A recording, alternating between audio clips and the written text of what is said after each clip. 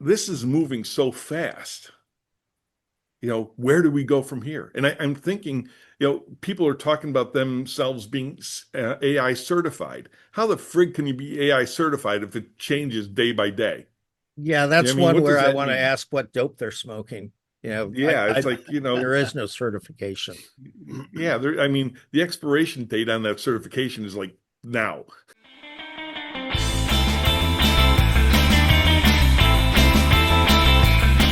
Welcome to The Outliers In, produced by the Operational Excellence Society and sponsored by Zonatech Consulting Group International, with your hosts, Joseph Paris and David Schneider. Well, hey, everybody. Welcome to another edition of the Outliers In. My name's Mule. I'm here with JP. And I don't know. What are we going to do next, JP? I don't know. Geez, I got to tell you, man, it's been a crazy year, and I hate technology when they just do all these updates and these changes, and they don't really tell you, what the changes are or why, and then you discover that what you thought was the defaults are no longer the defaults. And anyway, we lost our last recording because it went to speaker view and it came out like crap, and I just said, you know what, there's just no fixing it. So that's Lord. that. It's lost to the ages. But here we are. It's almost Thanksgiving, and I was at delivering a keynote, and the night before the conference, their organizing committee had dinner with the speakers, and it was a lot of fun. A great bunch of folks. But we went around the table as an icebreaker, sharing something that very few people, if any, know about each other or themselves. And this one gentleman um, confessed or shared, depending on your perspective, I We guess, shall that confess. he likes yeah, he likes to do slam poetry to 70s and Oh, 80s themes, like sitcom themes while driving, right? okay. So I thought I'd print one out and do it slam poetry style. You ready? Yeah, I'm ready for that. All right. Hello, world. Here's a song that we're singing. Come on, get happy. A whole lot of loving is what we'll be bringing. We'll make you happy. We had a dream we'd be traveling together. We'd spread a little loving, then we'd keep moving on. Something always happens whenever we're together. We get a happy feeling when we're singing a song. Hello, world. Here's a song that we're singing. Come on, get happy. A whole lot of loving is what we'll be bringing. We'll make you happy. We'll make you happy. We'll make you happy. That's groovy, man. Groovy. Groovy. All right, you're scaring Doesn't me. doesn't it sort of invoke like a hazy, purple room, a jazz band with the shish shish snare drums and heavy smoke? Yeah, I don't know what the smoke is. Well, Some it does kind of a little bit. I when I was on the motorcycle trip and visiting in Prague, we went to this jazz club, which was like three flights down underneath the base, the solid. You couldn't go any further down in this building. And what was yeah. kind of curious is yeah, the where the music was, all that was seated and you had to have tickets, but we could sit out here at the bar. And it had this very beatnik vibe to it, especially with this cougar and her two boys sitting in front of us. It had a very interesting vibe. And then Cool. during the band, when the band took a break, they disappeared and didn't come back. We took their seats, but that was That's interesting. funny. But yeah, That's funny. it kind of gave me that vibe. Well, let me hit you with this one. Let me hit you with Okay. this one. Okay, baby, if you've ever wondered whatever became of me, I'm living on the air in Cincinnati. Cincinnati, WKRP. Got sick and tired of packing and unpacking town to town, up and down the dial. Maybe you and me were never meant to be, but baby, think of me once in a while. I'm at WKRP in Cincinnati. Awesome. Awesome. Oh, dear. So I thought that's pretty funny. I thought that was a pretty funny Yeah. thing. We'll have to do this on occasion because, it's demented and sad, but social, just like us, you know.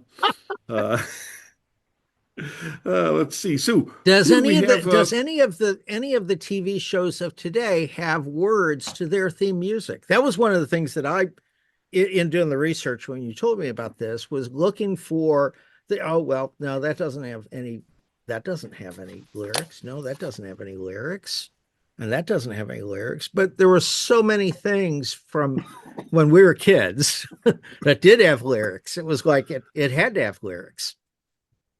How, how about an easy one would have been Two and a Half Men, right? Oh, Men, men, men, men. men. So who do we have in the roster today? We have Steve, and remember, only first names to protect the innocent. Steve, Don, and Stephane. The band's all back together. How you guys doing Yeah. today? Doing Absolutely well. living a dream. Living the dream? Oh yeah. All right. All right. All right. And let's see. We got a New Yorker. We got a guy from Virginia. We got Stephane representing the EU. So things are, got a good mix today. So let's see. I had a theme for this. It wasn't necessarily properly broadcast for everybody, It was but TBD. it was TBD, yeah. But the theme is where do we go from here? Now, that could be a wide open, and is a wide open subject, right? Where do we go from here? Geopolitical, it could be economic, it could be our own personal lives, our business ventures. One of the things I wanted to share, maybe to kick this off, where do we go from here, is all the hubbub about AI.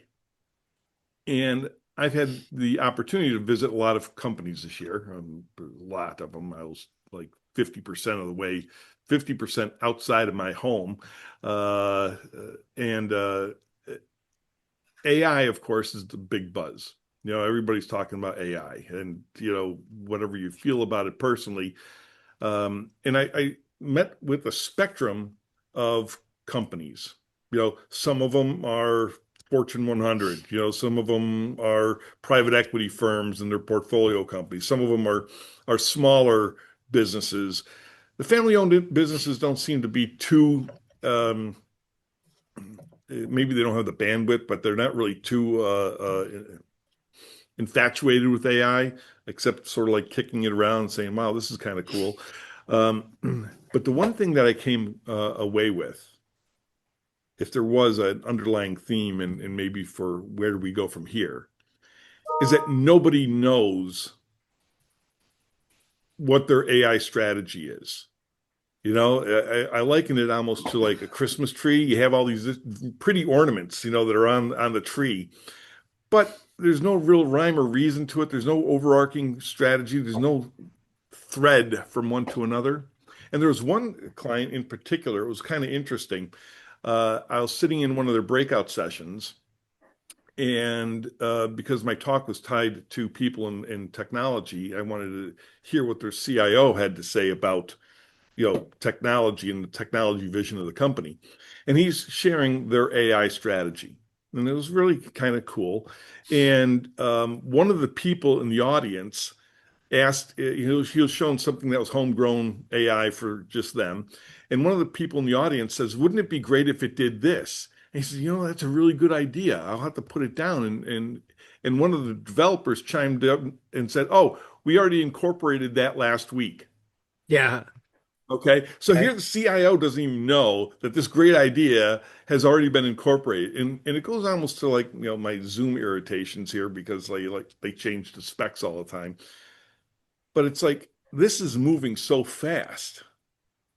where do we go from here? And I'm thinking, people are talking about themselves being AI certified. How the frig can you be AI certified if it changes day by day? Yeah, that's I mean, one what where does I that want to mean? ask what dope they're smoking. Yeah, it's like, There is no certification. yeah, I mean, the expiration date on that certification is like now, that, and so, what do you, I'll open it up. What do you think? Where do we go from here with regards to AI? Anybody want to Well, share? it's interesting that you're bringing up the strategy.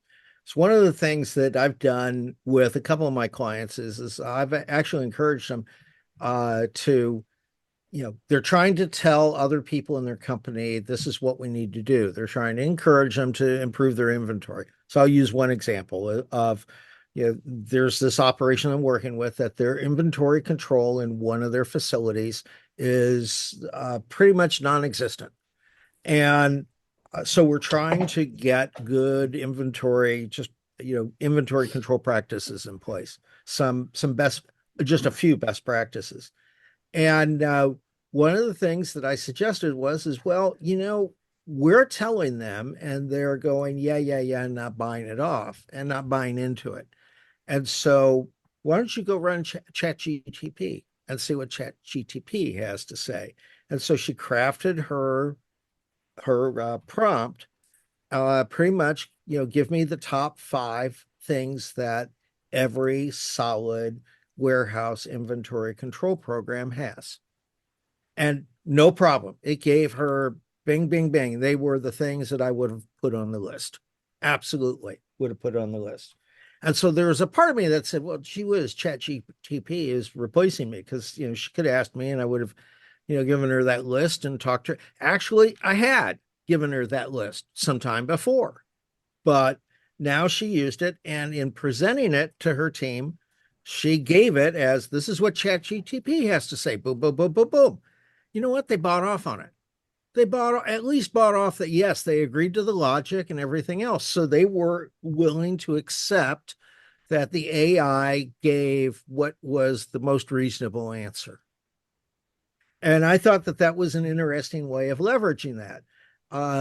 There's other examples where I've seen people that coordinate freight that they're using ChatGTP in a way that give me the based off of this departure time and this desired arrival time, what would be the best routing from point A to point B?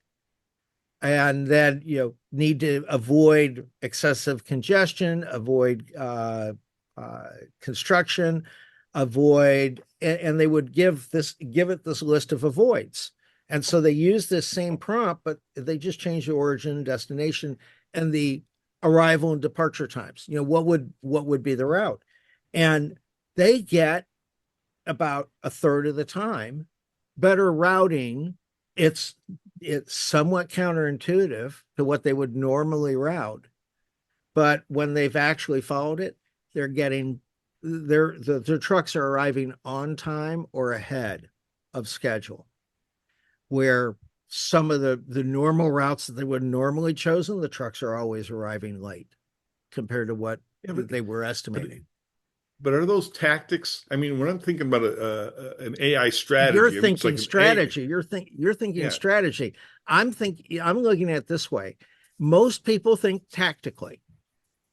And so you start seeing people use these tactics. But to me, the first strategy of any AI program is get some of my brightest people to at least start using it for tactical solutions. That'd be my first Yeah, but strategic decision.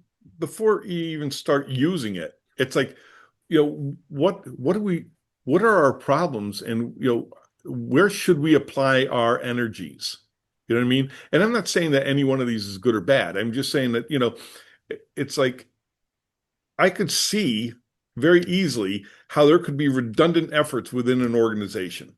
Mm-hmm. I want to do an optimized routing. Oh, I'm going to do an optimized routing. Next thing you know, 20 people are doing an optimized routing. It's like we have to have some semblance of order as to what we're trying to accomplish as an organization, and then start prioritizing where we're going to fit AI into these major muscle movements. I mean, the big things. There's going to be people that are going to use it for, simple tabulations or come up with a work instruction or some simple stuff. Okay, some tasks, we'll say.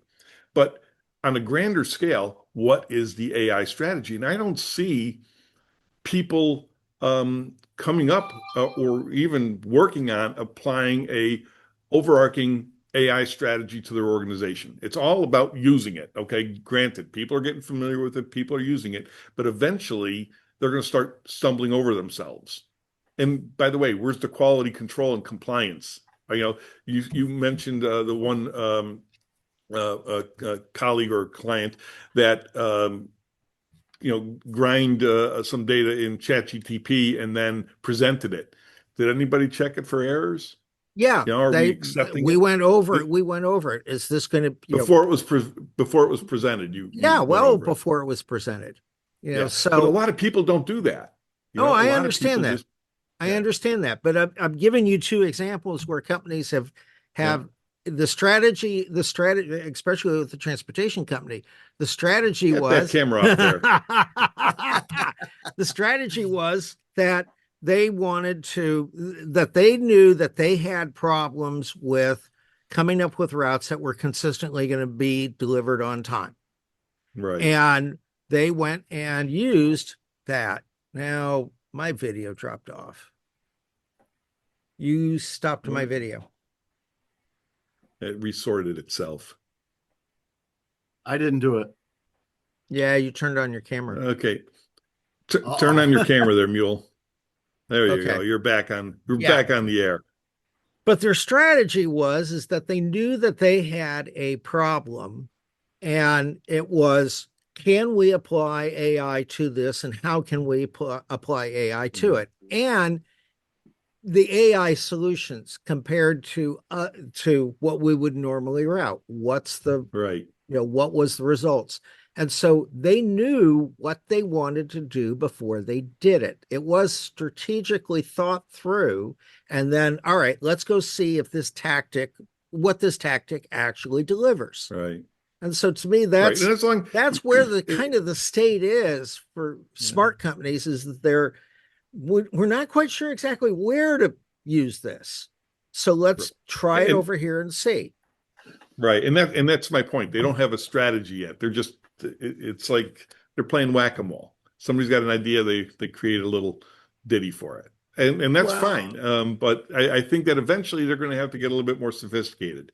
And I think that certainly there's going to have to be all manner of compliance initiated. Could you imagine if Lockheed Martin, as an example, were using ChatGTP instead of their internal LLM? Well, yeah, they're not using. I mean, then the next thing you know, their next gen fighter is being made in China. Because they divulged everything that they were developing. So anyway, let's get other people involved in the conversation. And by the way, remember the theme is where do we go from here? It doesn't have to have anything to do with it doesn't have to have anything to do with AI. So where do we go from here?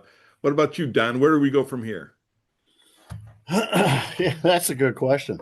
I agree with you. You got to strategy.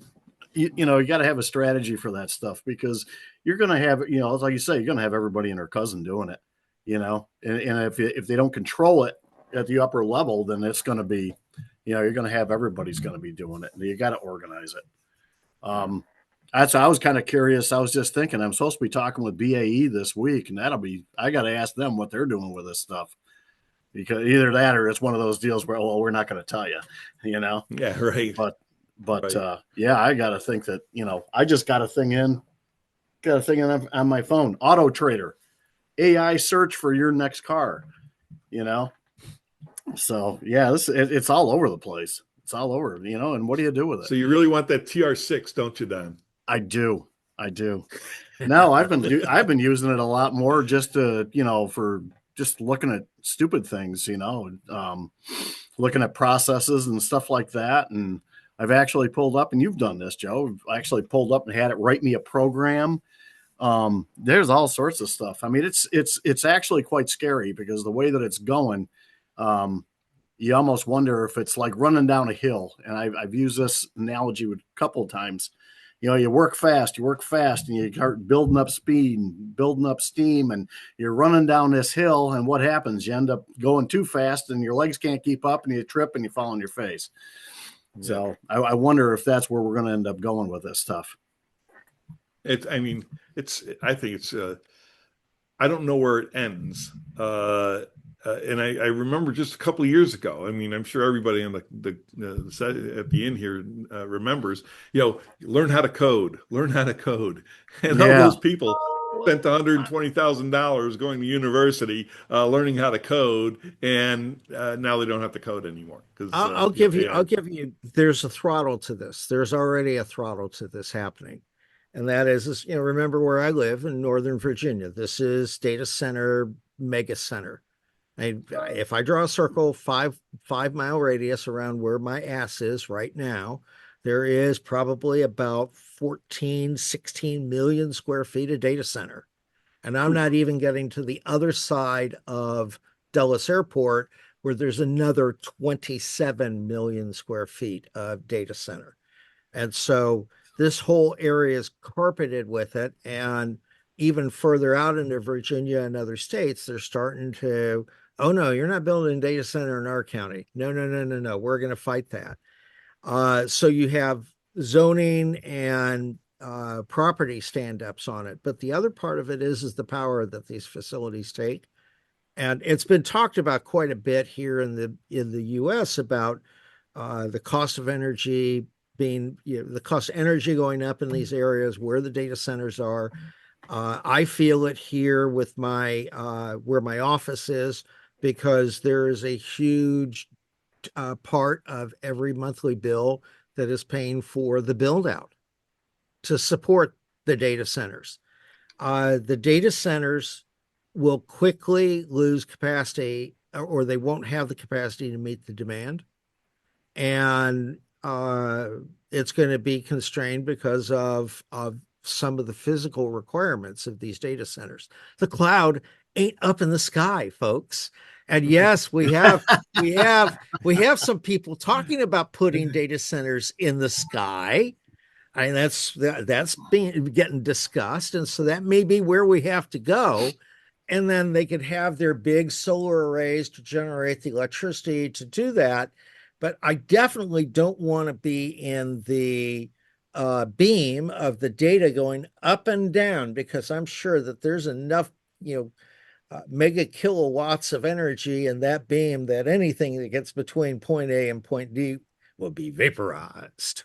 Yeah, like that red-shirted Star Trek guy that got in the engine room, that got vaporized when that computer needed more power. In fact, that's exactly what it was. The computer needed more power. It had to mainline the engines, and there was a red-shirted dude that always gets whacked, and he got vaporized. I remember that. Yeah. Whack. So what a nerd I am. I know. Yeah. So Stephane, what do you think about all this? I was thinking, do you have a strategy for electricity? Or do you have a strategy for internet? And if you see it as a productivity booster, give it all. And then, the people will do things that you didn't even thought of. And you will be better off. You can see it like Friday at Google's, 20%. And we are still in this phase. Of course, you want to put it for your marketing or your sales or supporting your customers and all of that. So any single corporate should have strategy regarding their core business for AI. But it should be not the only one. You should make sure that all your employees have access to it, because they will figure out things and become so much more productive that no one ever thought of. So make it widely available. Probably make it inside your corporate, because of course it solves this, this knowledge management that corporate have been fighting for the last 40 years or so. If only we know all the things we know, there's all those things. So no, you can put all those documents into a language model. Of course, you pay for the language model. Could be OpenAI or whoever, Google, or whoever is producing it. So they will make money that way. And then you have all your internal knowledge. You have all the external knowledge into one side, and then give it to your employee. And then yeah, it will increase productivity, and most likely it will make some employee unnecessary. So and then people can do other jobs or other things that are creating more value. That's probably where we go from here. Because Ye- nowadays, if you want to do like, let's say something, simple, you want to create a standard operating procedure for something quite common and not something too complicated. And you say, look, I don't have any standard operating procedure. Please, AI, give me that standard operating procedure, and it writes you something like 3 pages about, roughly, let's say 80-90% correct. Someone is reviewing that, and in something like 1 hour, you get an SOP that will have created someone probably 4 or 5 hours, and then breaks and meetings to create the same document. So you've increased your productivity by 400%, and you can imagine what goes from there. So all those documentation that you have to do for auditing, all those documentation that you have to do, all those things will become like commodities nowadays. So yes, it will increase Right, right. productivity tremendously. So yeah, I can see your point regarding strategy for your core business, but I will make sure that is widely available. Like you want to make sure and all employee have access to internet, all employee have access to electricity, all employee have access to normal commodities. It's a utility. Yeah, I will see it Yeah. as an utility. Yeah, and I'm just, there's got to be some sort of governance so that the internal doesn't get to the external, Yeah, of and course. to make sure there's not redundant efforts. But both of you gentlemen, Mule and yourself, Stephane, also alluded to energy. Okay, these data centers suck energy. Okay, EVs suck energy. I mean, can you imagine if we had all the data centers and all the EVs online that some folks in Davos expect to have happen? The planet would melt because the copper that's going around wouldn't be able to satisfy the demand. And I'm We also don't. concerned I'm also concerned, like, if India or China needs a power plant to run an AI data center, they, push a button and they don't care what they burn. Okay, whether it's natural gas or coal or lumber or whatever it might be, they're going to burn whatever it is that they need to burn in order to generate that electricity. And their approval process is measured in weeks. Okay, we want to put a new plant in here in the States or in Europe, God forbid, and it's going to take years just for the approval process.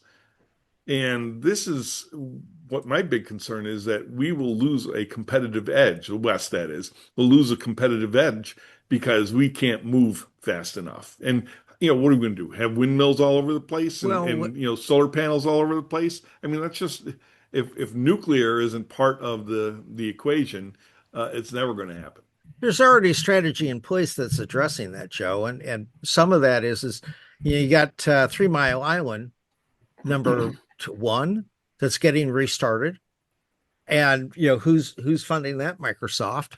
They're buying all the juice out of that. Yeah. There's facilities that are being built in both West Virginia and in the one that I know for sure is in West Virginia, and it's pulling power off of a coal-fired power plant because that's where the energy is. And Right. but But it's also surrounded by windmills, and so it's pulling power off the windmills too. So there are some things that are happening, in that energy energy strategy, but it's still a So, big question mark. but there well, is, me, of course, being in Germany, I'm Oh yeah, looking at it. Nukes are out. They want to get yeah. rid of everything that's coal and everything that's natural gas, and they want to run the whole country. But they have this huge AI initiative. Supposedly, they want to run the whole country on windmills and solar panels. And it's just like, welcome to Fantasyland. Right, right, Yeah. Don? Oh yeah. Fantasyland. Where are you going to Fantasy build this land. data center? no, but Fantasyland. it will change because there's two things. AI will most likely allow nuclear fusion. And then if you have nuclear fusion, become a whole new world, you have free electricity. It's going to take, I will not say a year because someone will say, oh, look, you say 20, 30 years, it may be 5 years. It's number one China priority. They are putting billions into nuclear fusion. And they already managed to do something like 20 minutes or something like that. So, it's always the same story. The first minute are the toughest. And the other bit, I don't know if you saw in the news, but then I need to see if it's reality because you need always to confirm when you see from the internet if it's reality or not. But apparently, Switzerland have invented this battery that is lasting 400 years. And then you say, oh, can a battery last 400 years? And basically, this is a battery that is composed of nuclear waste and diamond. And then you have you sort of a little battery that's a little, it could be a big one, but then that you just make it, and then it's like you are controlling nuclear reaction as a battery and not as a nuclear reactor. Of course, you cannot give it away to everyone, but it could be very useful, for you can think of boat on the sea, you can think of many system like that can run on electricity, which are basically nuclear waste, but then you don't need a nuclear power plant. So those technology will come around and provide you with the electricity needed. So I think it's one of those challenge. Humanity have always raced to the next challenge, and yes, nowadays you see, okay, we need more electricity. We'll find a way. Damn it, I Jim! It's remember- technology again. Yeah, the problem Yeah. the problem is you don't they don't have, you would have to have a massive amounts of copper, and they just don't have it. To transmit. To transmit. Yeah.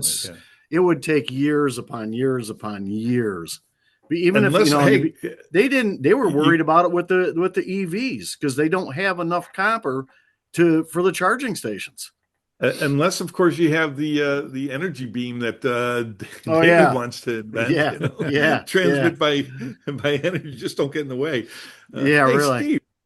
Stephen. Hello there. Yes, you there? Jeez. I'm here. Belly up to the bar, man. Yeah. So what's going on with you? Well, if it staying on the AI track there, we've been seeing it. So again, my primary work with Iowa State and manufacturers here in the state of Iowa. We are seeing a lot of inquiry. How do we use it? What's it look like? Who owns it? A lot of those particular questions. We then have established series of trainings for companies. Just, hey, if you don't know anything about it, all right, how can I maybe use it to create workflows and various other, so adding to the complexity. And then the last one is, really looking at it enterprise wide. And so we have a series of open enrollment trainings that are going on. Matter of fact, the last one of those three was Friday. One of the big things that our lead. So we have a lead that is working that, all things AI. But one of the things that he was communicating is that we have to make sure that the message does not come across that AI belongs to IT. Yeah. That he said, Right. yeah, it does no. It's as I like to say, some of you may remember, it's an all skate. It's everybody. It's a people issue. It's a people tool, if you will, or resource. It should not be owned by IT. But we're seeing a lot more companies. We work with medium-sized manufacturers, and a lot of them are, again, how do we how do we orchestrate it within our out on the production floor? And then I facilitate an HR cohort, and they're looking at it in HR. How do we use it in HR, again, to help with workflows and all of then the legal issues around it and regulatory things. So it seems to be top of mind of many of the organizations and the people here in the state of Iowa. It's funny that you mentioned some of those, how can we use it? All right. And I think it was Stephane that had mentioned about SOPs. And there's an app called Scribe. I don't know if you guys know about it, Yep. but it seems to make SOPs, based on your engagement with the computer doing the task. So I think that's pretty cool. But another thing that I think that we have to consider is the democratization of the technology. Like, for instance, I went to school for computer science. This is back. I'm so old that I was programming on punch cards. All right. I had decks of punch cards that I would have to, yeah, exactly. Contemporary. Preach, Anyway, brother. Preach. that's right. Hey, I was a master of JCL because I wanted to promote my job amongst everybody else's in the IBM 370. But I needed to cut code a couple of months ago. All I needed was a little app that was going to take about 1,500 PDF documents and convert them to Word. That's it. Okay. And I didn't feel like doing it one at a time or instructing an intern to do it one at a time, even though it seemed to be the client's disposition was, oh, we'll just get an intern to do it. So I went to ChatGTP and I said, hey, cut me an app or create an app as an executable that's going to take all of the PDFs in a directory and convert them to Word. And get a bunch of code and then it creates the executable. I download it and poof, it's working. You know what I mean? And it's like this is, in the old days, I would have to bug IT and eventually I would have the intern do it. Okay, because it had to get done, and it was very low on IT's priority list. So I think this is part of what's really powerful is the democratization of app development. To basically eat what you kill. And then maybe IT is the steward of the strategy, not necessarily the developer of the strategy, but the steward to make sure that the IT development and all of its interactions with other data sources are aligned to an overarching corporate strategy. I don't know. I'm just spitballing. That actually sounded pretty intelligent. There was something that Steve said that reminded me, remember a decade ago, it wasn't AI, it was big data. Everybody was talking about big data and all the rest of that. And in a series of presentations that I gave to different retail organizations that were all clamoring, what should we do about big data? It was big data is not an IT exercise. What you try to get, who's going to look at it, the tools that you're going to use to look at that data, that needs to be done. And the questions you're trying to answer, that's really a management decision. The IT's job is to give you the tools to use and to make sure that the tools are working. And that if you need to mash data or get data from other resources, they help you get that data. But they're in a support. They don't tell you what to do. And that to me, that was, and that was to me the same way that I look at AI is help me get IT, help me get the tools and get the data and be able to do this, especially when you say, I don't want people going out on the internet to do this. Well, I can create my own LLM inside my own organization. Yeah, of course. You ring fence it, and that's what everybody does. That's and smart. Do that. Right. And so to me, it's help with the standards, help with the strategy, help with the tactics that we need to have. That is going to help, support that. Hey, Don, you're munching. He's a munchie. He's munching. I can hear him munch. Oh, he's got a good microphone today. Yeah. So even better. So but isn't that the way it was? I mean, here we have AI now, and just a little while ago it was like the cloud, and a little bit while before that it was data, big data, and before that it was the internet, and before that it was ERP, and before that it was PCs, and before that it was the wheel.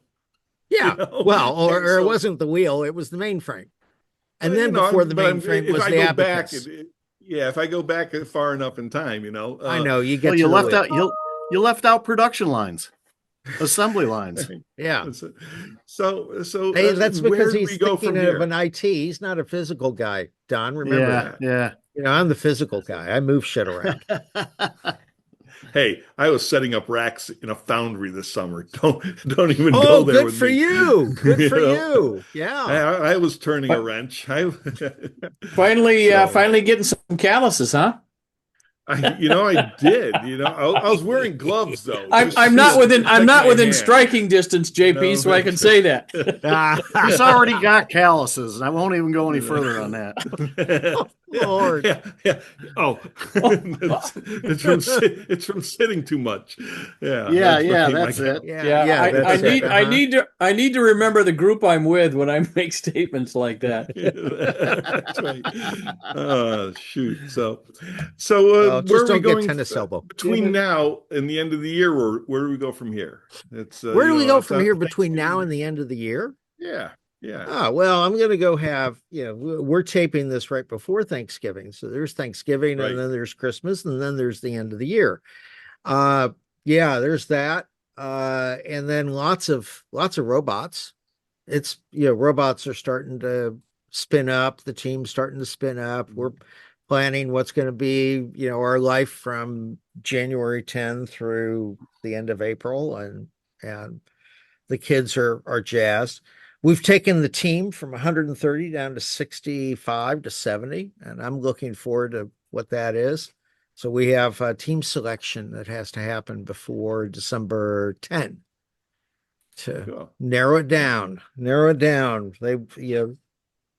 For 5 years, I've been as an adult wanting to do this, but now the kids are supporting it. And that to me is exciting because that means maybe they've listened long enough. Perhaps The rule of sevens. And Don, what about you? What do you got going on? But I mean, you and I are going to have cigars and scotch tonight, but after that, I'm gonna there's the marketing meeting and I'll have some tomorrow. scotch in your marketing meeting. Marketing meeting tomorrow. No, I'm gonna be. What I I'm didn't gonna get be the doing memo. is- oh yeah. Wait till we get done here. I got a bone to pick with you. Oh, okay. I do. No, I'm gonna be. Well, I mean, I'm gonna be looking at what the strategy is for next year. I mean, and the thing is, I want to clear out all my inventory and then start, kind of working on what retirement's going to look like. I think that's what I want to do. And I'm looking at little projects that I can be doing, keep myself busy and keep myself out of trouble. So Oh, good. And Stephane, I mean, other than you and I meeting in Strasbourg again, right? That's still on? Yeah, of course. Awesome. looking forward to it. Awesome. So yeah, I don't So- have Thanksgiving, but happy Thanksgiving to all of you. So then I Thank could be, you. running for the end of year, in corporate, you have performance review and all that business, Thanks, Jack Welch. We should always thank him for that. And aside from that, we prepare for next year, sharpening the tools for next year is probably what is up next. And then making sure that we have AI available. Yeah. Does your company take the last 2 weeks of the year off, or Yeah, the thing Or is, you- it tends to be quiet from the, let's say, 19th of December onwards. Yeah. And then it tends to be closed between Christmas and New Year for safety, because of course, if you have 2 people on the site, it's not very safe. So obviously, Yeah, right, force right, people right. to say, look, take the day off. Yeah. I'm reserving the last 2 weeks of December and the first 2 weeks of January for end of year, and hopefully getting my second book into the hands of the substantive editor. That's my objective, and I think it's relatively doable. To the mocker it goes. To the Metzger. It goes. Metzger. What about you, Steve? We just got back. I was out in Santa Barbara for about a week last week, visiting our youngest daughter, her family. They had the greatest amount of rain in recorded history during our stay. It rained every single day. Every single day. Man. was this Southern and- California? And well, Santa Barbara, yeah. So, but the majority, we had little bits of windows, so we would look for those and go, okay, we're going to the zoo, because several of my other kids were out there and grandkids, and so we tried to make the most of it, but it was entertaining. It was wet. Now I'm an Iowa State fan, not an Iowa Hawkeye fan, but they did play. My son-in-law is a big USC fan because he grew up there out in Santa Barbara, and so we went to the Iowa USC game. lots of fun, history in the LA Coliseum.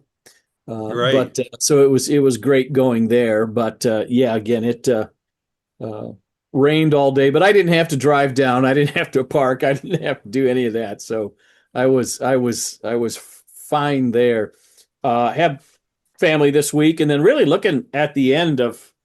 I might be taking on a new role with my work with the MEP with the Iowa State, and you all might know that they're shutting down MEPs left and right. They just announced that I think a dozen. Well, no. What was the list? The list was about 15 MEPs that are. Will no longer be running as MPs come the end of the year, and MEPs. The majority of them will be staying on as self-funding, but our relationship with MEP, our contract expires in the end of March, and so we're anticipating that won't be renewed as the majority of other MEPs are. Educate me. What's an MEP? Okay, sorry. So every state has a manufacturing extension partner program. Okay. Tasked by the Department of Commerce to support our respective states' manufacturers. And Iowa's is administered through a program here at Iowa State. And yeah, they're cutting funding. But it's actually been a good thing for us. It caused us to become a little bit more frugal. Look inside for resources rather than third party resources, and it's just caused us to become more efficient at what we do. But so we've had a lot more inquiries about lean enterprise and rolling that out throughout an organization. And that's a lot of my background. And so they're looking at me as maybe taking that component over for at the beginning of the new year. So that's a shift in some of my roles and responsibilities. So I'm sure if I get the nod, I'll be spending a lot of time making that transition. Yeah, it's interesting though. I'm wondering. You talk about not looking to the outside as much, but isn't your challenge to increase the value you're driving to your constituents,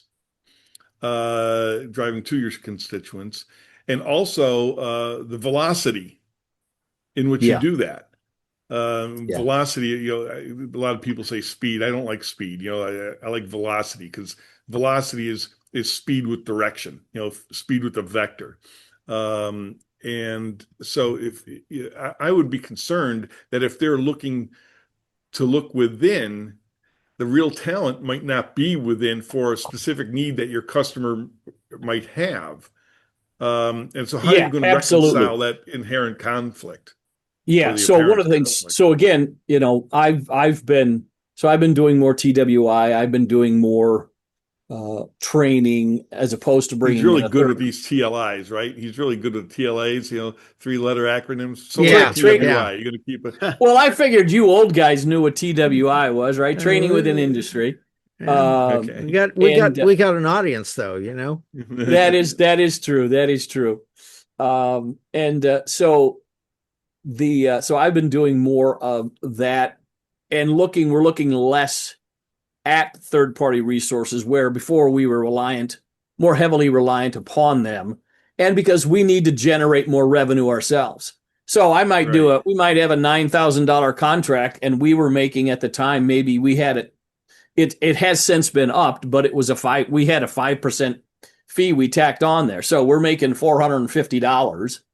That's hardly worth waking up for. Yeah, exactly. So that's what we're looking at and getting a better balance of, now that we're potentially losing a percentage of support funding, how do we make that up? And one of the ways is looking at how do we bring some of the stuff that we were outsourcing? How do we bring it in? But to your point, how do we not do it in such a way that it damages our ability to respond correctly and with velocity to our clients' needs? So what it sounds like is that your quasi government sponsored agency is turning into a private consultancy. Yeah. Where am I wrong? No, you're correct. So roughly 16% of our funding came from the national. Mm-hmm.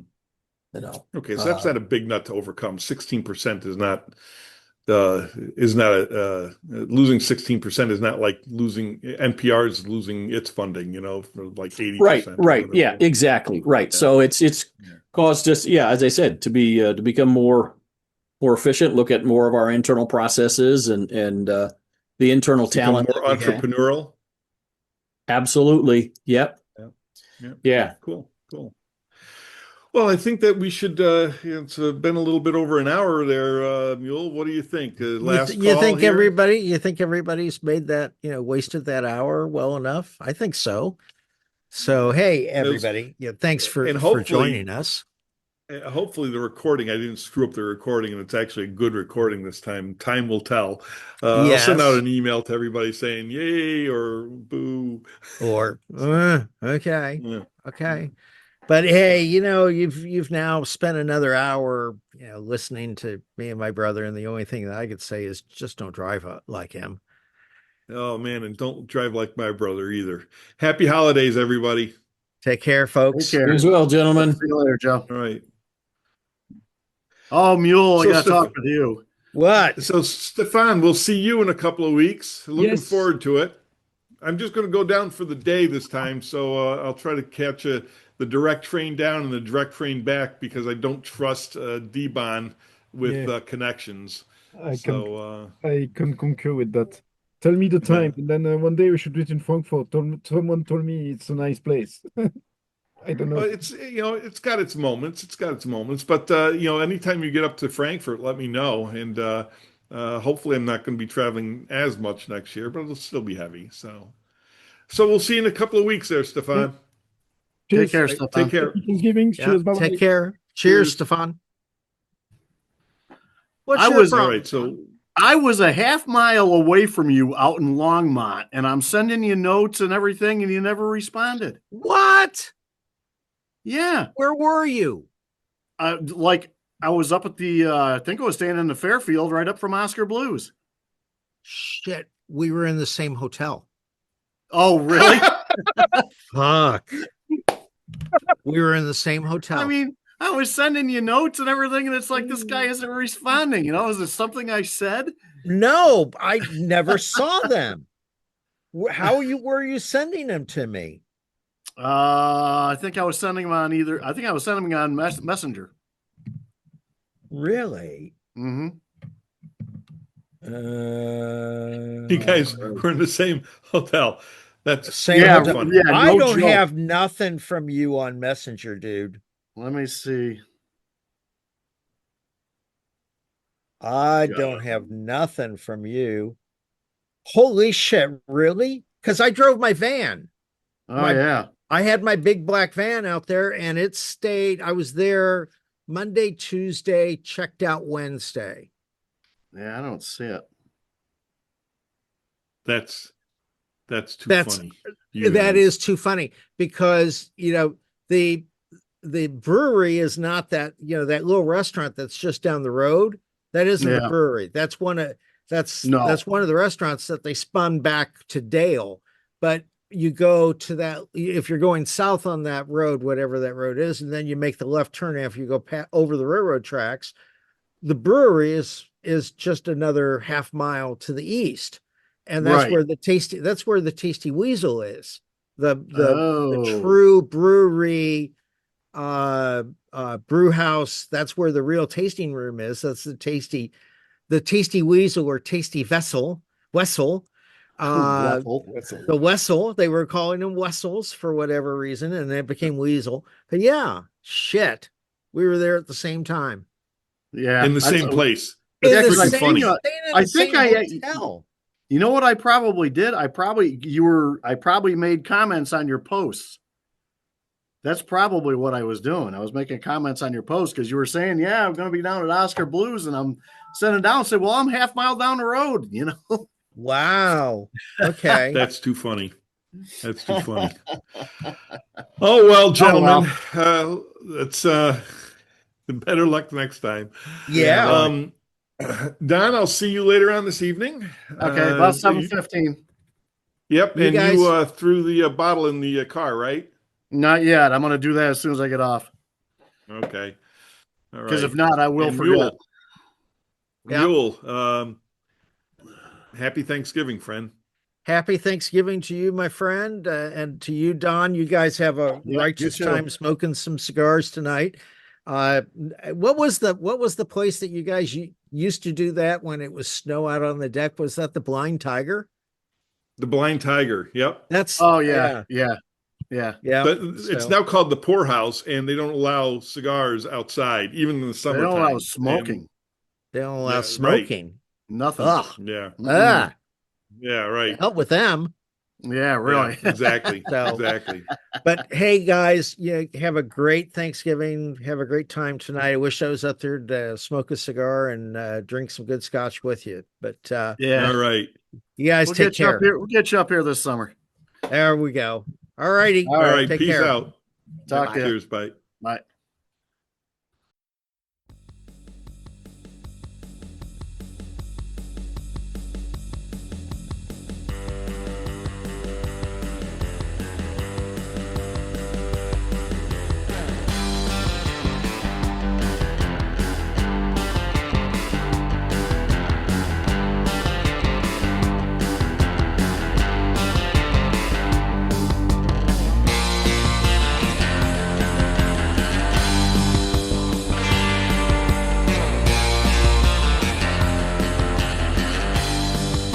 You have been listening to another episode of The Outliers Inn with your hosts, Joseph Paris and David Schneider.